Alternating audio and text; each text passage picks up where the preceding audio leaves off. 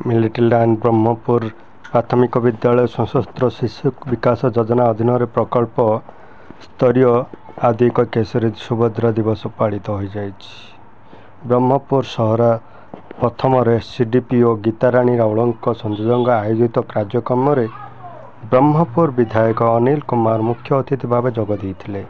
ब्रह्मपुर उपखंड कार्यक्रम अधिकारिणी शांतिसुधा पट्टनायक, कॉर्पोरेटर सुरेंद्र महाराणा और डी करुणाकर, बीजेपी जिला सभापति सरोज सावत, शिखर निर्देशक महेश पता पाड़ी सम्मानित अतिथि भाव जोगदे। रज उत्सव पालन सह किशोरी मानक मध्य रज मुकुट, रजरंग मेला और रज रिहर्सल चैलेंज प्रतियोगिता होइथिला।